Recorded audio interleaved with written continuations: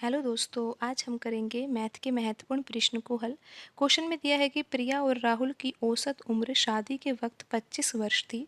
इनकी शादी 7 साल पहले हुई थी।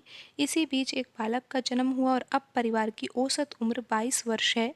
बालक की उम्र बताइए। तो यहाँ पर प्रश्न में दिया है कि प्रिया और राहुल की औसत उम्र शादी के वक्त 25 वर्ष थी। तो अगर हम शादी के वक्त प्रिया और राहुल की आयु का योग निकालेंगे तो कैसे निकालेंगे?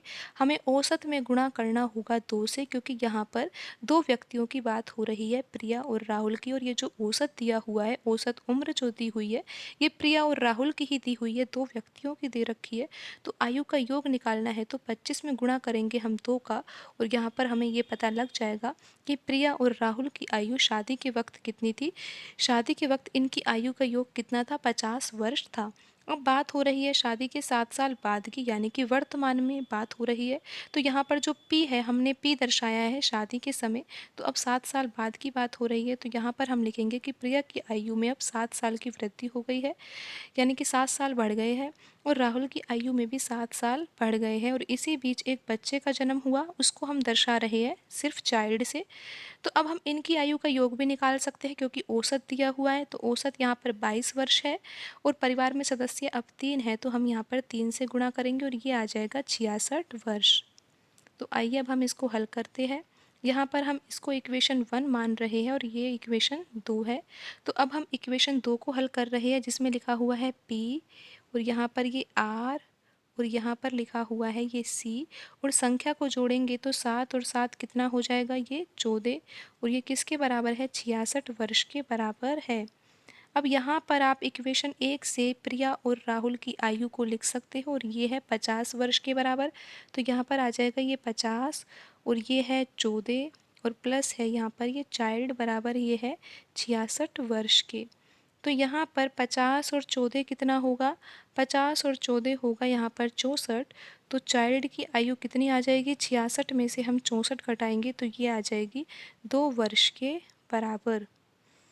चाइल्ड की आयु यहाँ पर कितनी आ जाएगी? 2 वर्ष के बराबर आ जाएगी। तो इस तरह से आप यहाँ पर इस प्रश्न को आसानी से हल कर सकते हो। आपको ये पता है कि शादी के वक्त प्रिया और राहुल की आयु का योग कितना था? 50 वर्ष था। आप एक बार यहाँ पर फिर से ही समझ लीजिए कि शादी के वक्त हमने प्रिया और राहुल की आयु का योग निकाला, क्योंकि ये जो औसत था वो शादी के वक्त का ही था, औसत उम्र। तो यहाँ पर हमने 25 में गुणा किया 2 का, तो यहाँ पर ये टोटल आ गया 50 वर्ष के बराबर। फिर शादी के 7 साल बाद प्रिया की आयु में 7 साल की वृद्धि हो गई, राहुल की आयु भी 7 साल बढ़ गई, और इसी बीच एक चाइल्ड का जन्म हुआ। तो इस तरह से इन तीनों की आयु का योग अब निकालेंगे तो ये औसत दिया हुआ है 22, और परिवार में सदस्य 3 हो गए हैं, तो यहाँ पर इतना आ जाएगा 66 वर्ष, तीनों की आयु का योग। तो यहाँ पर हम अब इक्वेशन 2 को हल करेंगे। ये इक्वेशन 2 है, ये इक्वेशन 1 है। तो यहाँ पर P plus R plus C, और 7 और 7 कितना हो जाएगा? ये 14 के बराबर हो जाएगा, और ये है 66 वर्ष के बराबर। P प्लस R, प्रिया और राहुल की आयु यहाँ पर 50 वर्ष है, 50 लिख देंगे। यहाँ पर C और यहाँ पर ये 14, और ये आ जाएगा 66 वर्ष के बराबर।